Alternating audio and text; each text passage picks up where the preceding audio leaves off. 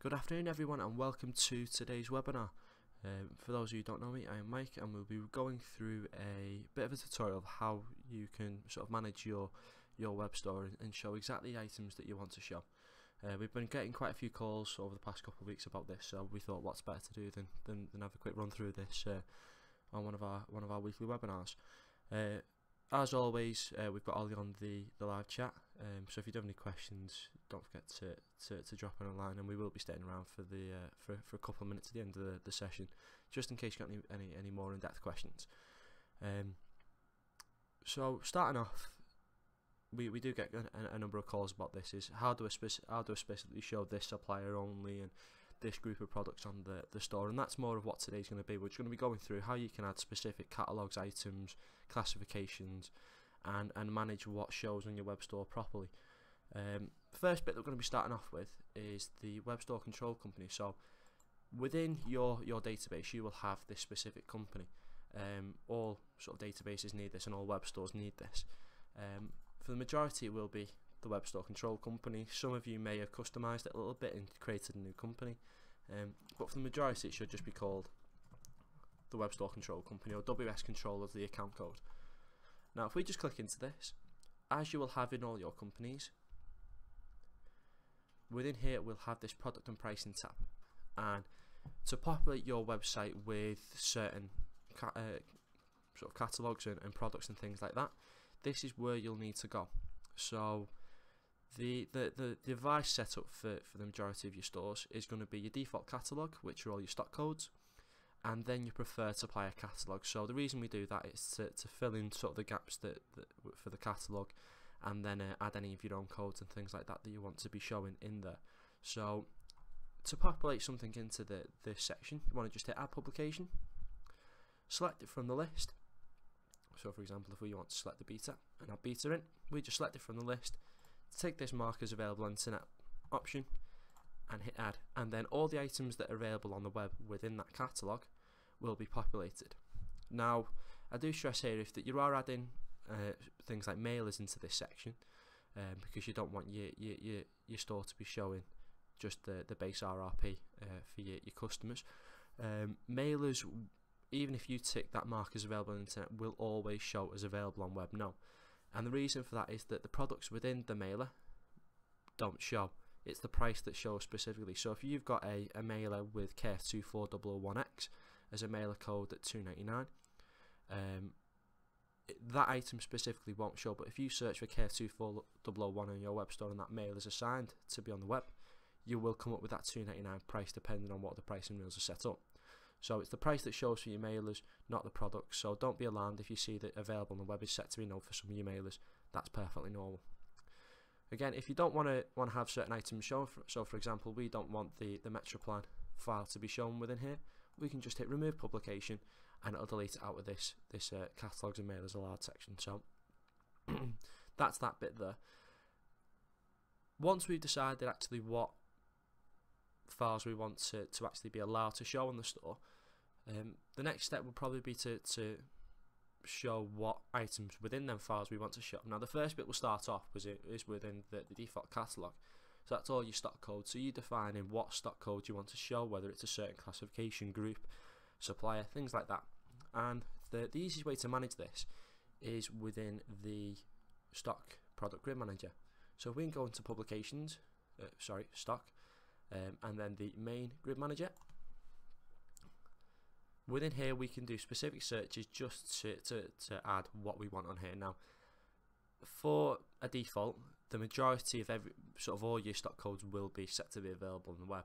So if they've got attributes and things like that, they will show. So what we usually advise doing in this scenario is, if you only want certain things shown, so for example if you've been creating products from a certain supplier and you don't particularly want that supplier to be on the web, then we advise just searching for everything and then unmarking it to be unavailable on the web. Now I won't do that search because we've probably got a couple of thousand products in here and it will take some time, but if you just don't make any specific filters within here, just hit search, and then if you go into the change tab once it's returned, now it might throw an error at the moment because we haven't searched for anything, but it's just this available on web status, we just change it to no.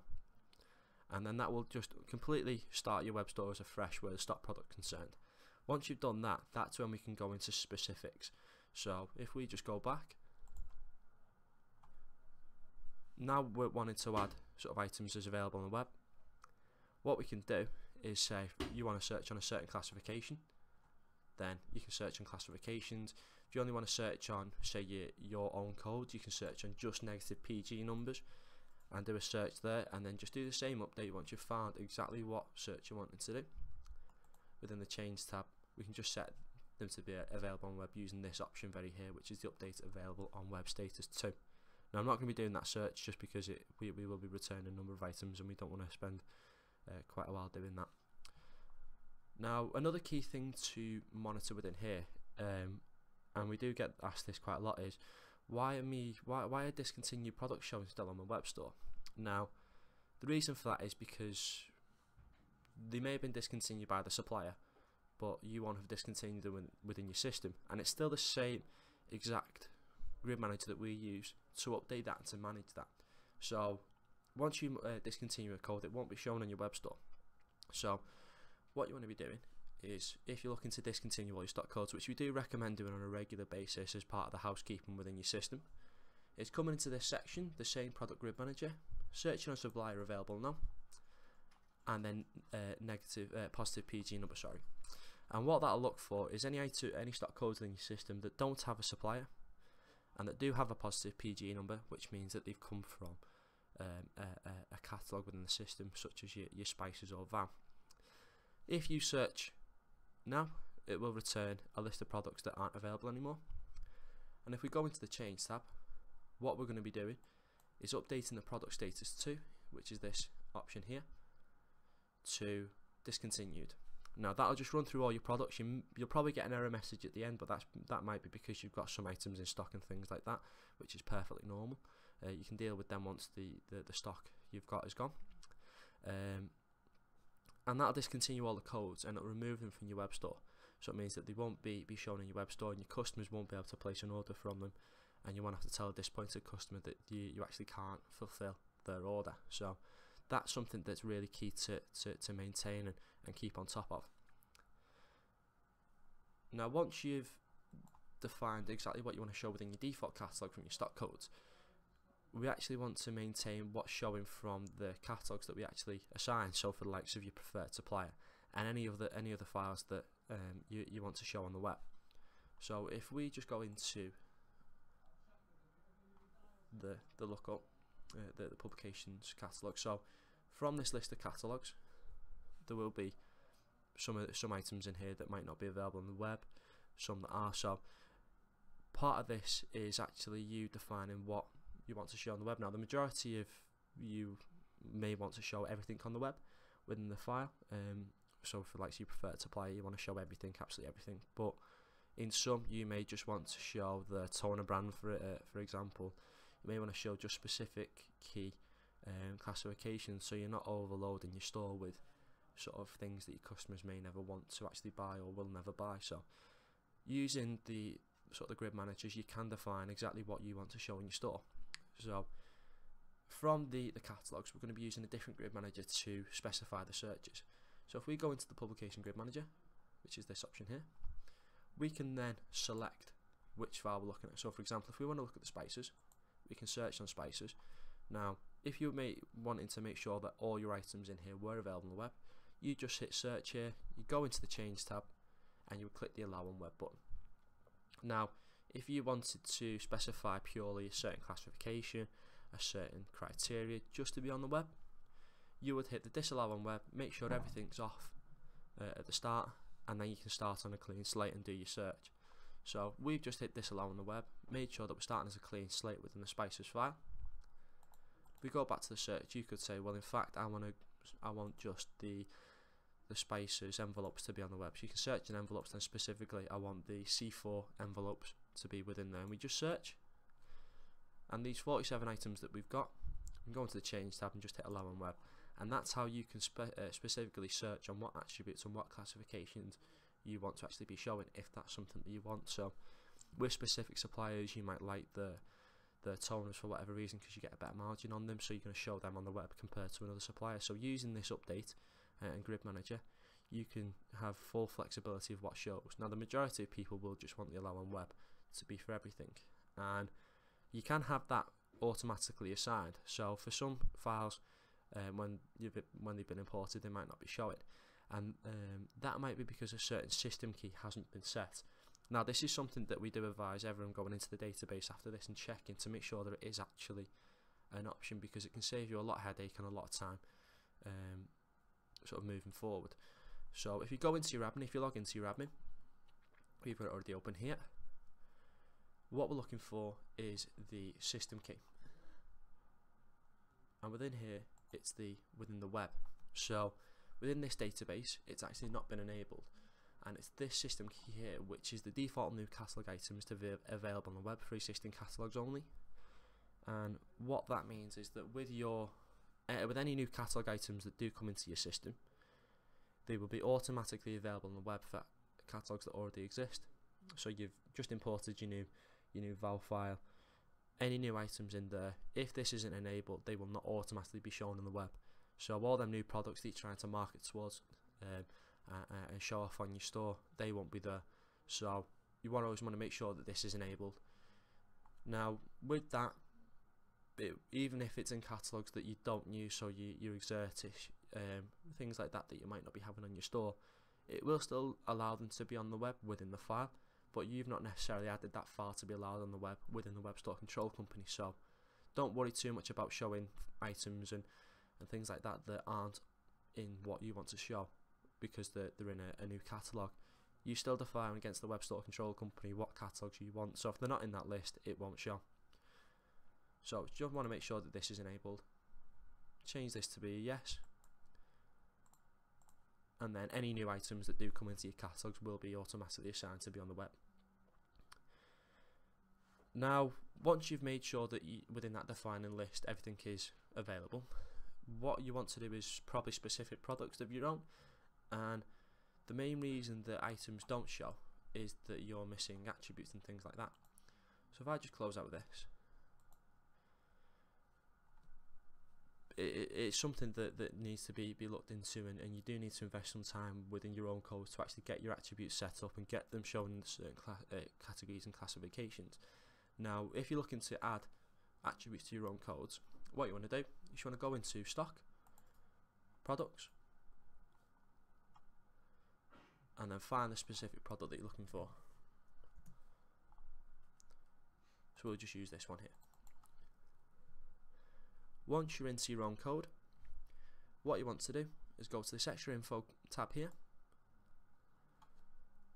and then it's within here that we can assign attributes. Now with this product here, it's just set to be unclassified, which will still show. So if you're looking to set things to bulk and just get them shown without spending too much time, you can set them to be unclassified, it still will show.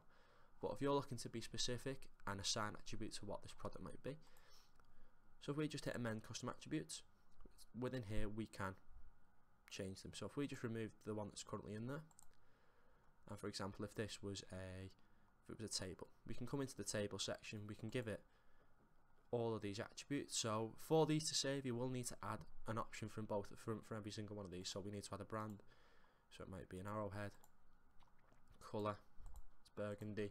You just need to go through all this and just add the sizing, add the attributes in, and this is for all the classifications. So you can, there's a lot of information here, so it's worthwhile having a look through, seeing what you can do, and there might be some there for the products that you do have.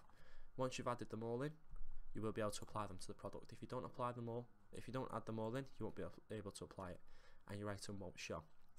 So that's something that we do advise looking at, adding attributes in, because that your products won't be showing if they don't have attributes. So that's a key fundamental of the PrimaGO store.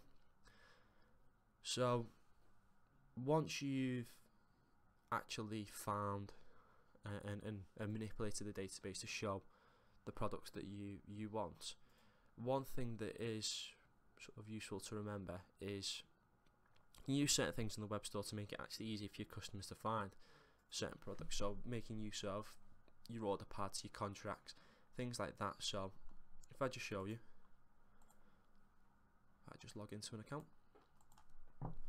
on the web, there are many ways for you to make it more efficient and easy for your customer to find their items, and the best two ways to do that is through the contract. So if you set up a contract, you have an agreed price with that customer for your certain products. Within their account online, they will have all these contract products, and it makes it easier for them to find the specific products they're looking for without having to search through everything. So if looking for these A4 account books, they won't have to scroll through all sort of whichever they fall into. I think it might be planning and presentation, and then go through accounts books to find that specific product. They can easily just click contract at the very top, and it's in there. Now, for the customer specifically themselves, they may want to set up a favourites list, wherever it might be, and they can use the order pads to do that. So, order pads, you can have a mix of contract and non-contract items, but for example, the customer can specify their own list of what they want, so it's easy for them to find. So rather than going through and searching for everything, they may have a specific same order throughout the week with the same products that they place. So they can go in and set them up as order pads, and within the order pad they can add them all to the basket very easily. So if we just go into order pad and the favourites list, now there's one item in here. Now if you've got say 10-15 items, they won't necessarily have to go through all of them to add to the basket. They can just hit this add all to basket, and it adds the items in, so it makes it more efficient for you, making your customers find them easier. And that's what they can do. So that's just a quick tip on how to make it more efficient for your customers to find the products that they actually want. Now, there is one last bit that I do want to cover very quickly, and that is, if specific items aren't showing, there are ways and means that we can find this, and that is using the product problem finder. So within the control panel, we do have the product problem finder. So just as a quick example, within here we have the product problem checker. So you can come into here, you can search on your customers, select the user and enter in a product, and you will be able to find that information. So it gives you reasons to why the product might not be showing. You can do it on specific accounts, specific users, but all that information is available, and it'll give you a bit of a reason to why it might not be. So if it's not got attributes, that company's not set up to be with a Webstore control company, you've got all that information readily available. And that is everything for today's webinar. I hope you have found it informative, and you do sort of get your web stores looking and being able to be used as you want. If you do have any questions, Ollie is still in live chat, so ask away and we will be hanging around for a little bit at the end. And if you do want any more one-to-one training on the control panel on the web store in general, please contact the training team and we'll be able to discuss further training packages with you. I hope you all have a great week and enjoy your weekend.